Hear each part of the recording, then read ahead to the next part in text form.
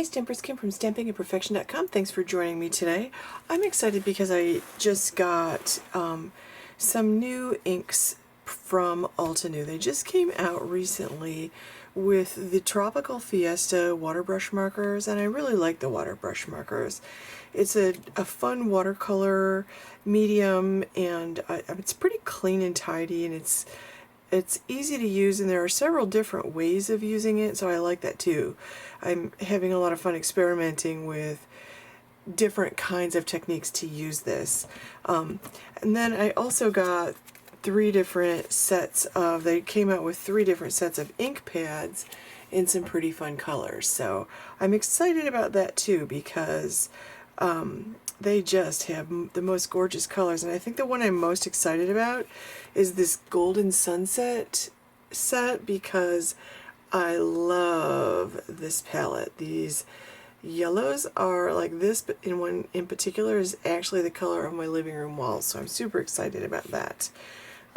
So I feel like I have some, I'm loving the blues. I've been playing with the blues a lot, and you can always use new greens and pinks, so that's pretty fun. But when I first get a set of inks or a new medium like these watercolor brushes, I go ahead and swatch them out. And for my markers and my pencils and things like that, and my watercolors, I have this mixed media, this Canson XL mixed media book. This is a 7x10 book. It's spiral bound. I really like it because it's got mixed media paper, so I can use, these are Altenew watercolors, you know, and I left a page in between. Then I have artist markers, and I left a page in between, but they've since added artist markers, so I just keep adding as I get them. And I like that I started, when Altenew first came out with the artist markers, I got my first set of, these are alcohol markers, and they have slowly over the last year and a half come out with more markers. A set of, I don't know whether they're 10 or 12. Let's see, 3, 4, 6, 7, 8, 9, 10, 11, 12. There's a set of 12. They come in sets of 12s, and I love that I have been able to add to my collection slowly. It's nice to be able to look at the colors and decide if you want them. Then they have the water brush color markers. Same thing. They came out with one set, then they came out with the second set, now they've come out with the third set. So I want to start by swatching these, because I love having this book that I can open that's mixed media paper, and I can see exactly what the color looks like, and I take it directly from the brush, and then I use a water brush to swatch it out. So this is a useful thing to do, and I have a I always use a journaling pen to write the color, so I'll start with this one, and you always have to start by just removing that little ring, because that keeps it from leaking in transit. And then when you first get this, you have to squeeze it a little, and you'll see the ink come down into, I can see the ink coming down into this part. Let's see.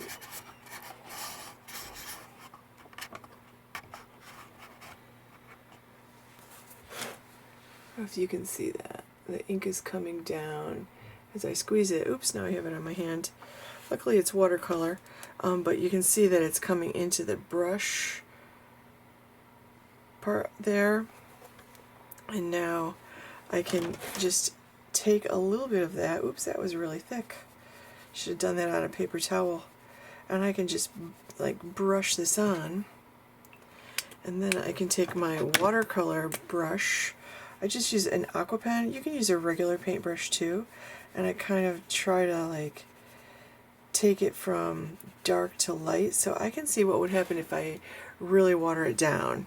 And then once I have the color on there, I write this color, purple wine, with my marker next to it or above it. I don't have really I'm not trying to do it in any special order. Although I decided that I do want a piece of Bristol paper with all of the colors because I find myself flipping back and forth. So I'm going to make this piece of Bristol paper, and I will make this one more carefully. I will draw out sections and so I can put them all on one page, and then I'll laminate it so that I love to have that in front of me when I'm working. So I'm going to go ahead and finish this up and then show you in the end. So I completed this, and this is interesting. My Desert Night went on super heavy. Look how purple that looks. Almost from here it looks purple. Where you are it probably looks black. But as I lightened it out, and I lightened it a little bit extra, I added a little extra water to see how light I could get it to go. So kind of cool. But now I have swatches on, my mixed media paper. So this is nice. I love having this book. It lets me play with it. It also lets me, you saw, I had a big drop when I first started it.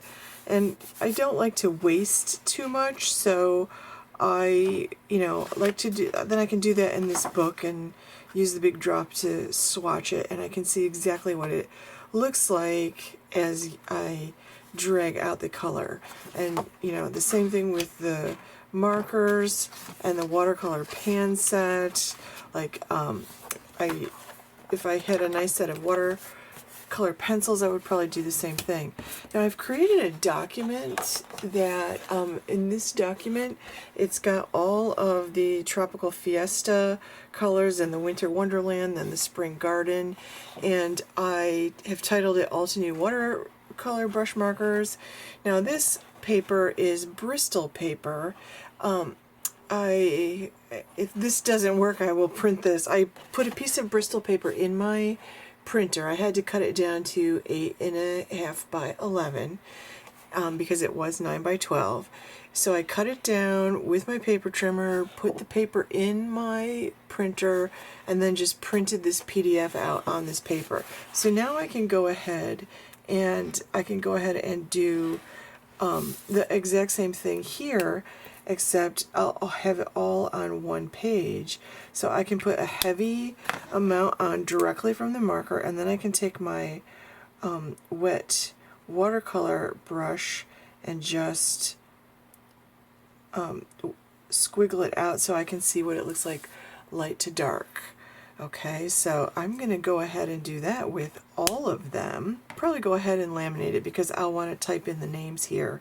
But I'm going to include this PDF on my blog at StampingImperfection.com, so you can actually go to my blog and print this out with either watercolor paper, mixed media paper, Bristol paper, whatever you actually like to use watercolor brush markers on, and create your own and have your own swatch. And the nice thing, once you actually go ahead and run this through your laminating machine, once it's covered in that laminate, the nice thing about it is you can actually mix paints on that, so it's pretty nice.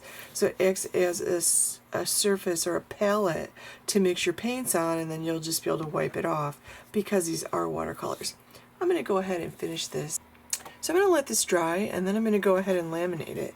And I'll have a nice finished palette. And when I use my watercolor brushes, because I just keep them in a container like this, then I can put this in front of me or use it as my palette to mix them down in this corner, and I will have them all in front of me. And I kind of like that I did it on a different kind of paper than my notebook, because I got some different looks. Like these are the new ones I just got in the Tropical Fiesta, and I felt like here I got the big blob of the Midnight, but I do feel like these go along with these right here, and I do feel like they got quite a different look. And it is a really good idea to do this because, like, for example, that lava rock one on the marker, if I can find it,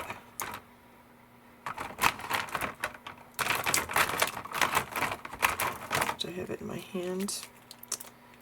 Let's see. They don't always look like the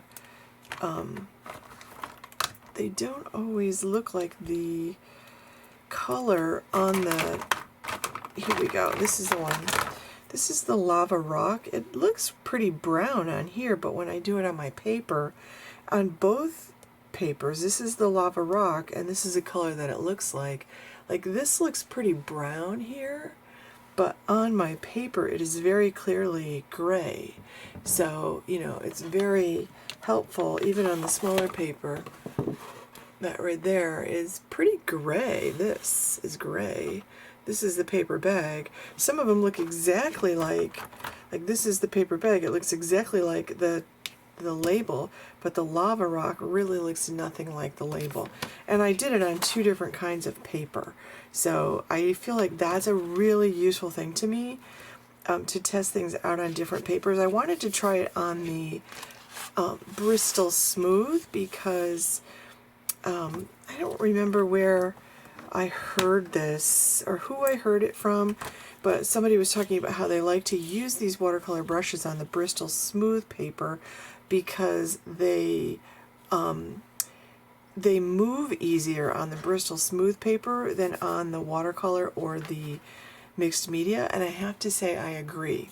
Now, one little tip I do want to give you: when you pull the lid off to go do this, don't have this near where you're pulling the lid off, because in a couple spots I got a couple extra, you know, and I tried to like wash it away with water as much as I could, but I do have a couple blobs there. So if you want to avoid those blobs, don't like pop this open above here, because this is a perfect way to get splatters on a card front. So there you go. So I'll put this PDF that I created on my blog so that you can go ahead and print this for yourself. And when they come out with a new set, I will update it and add the new set to it as well, and you can come back and get that also. So thanks for watching. Stop by my blog at StampingImperfection.com. I will put the links to these watercolor brush markers and to the Bristol paper and the mixed media notebook and the Altenew water brush for plain water. I will put all that stuff up below so you can check out these really great tools yourself. They're fantastic. It's a fun addition if you like doing mixed media, and if you like to watercolor, then this is a fun addition to your tool kit and to your technique kit that you can use to create beautiful cards or beautiful handmade gifts, like watercolored. A beautiful watercolor piece that's framed certainly is a fantastic gift. So thanks for watching. Please give this video a like and make sure you subscribe to my channel and ring the bell at the top, or click on the bell at the top to make sure you get alerts whenever I put out a new video. Thanks for watching.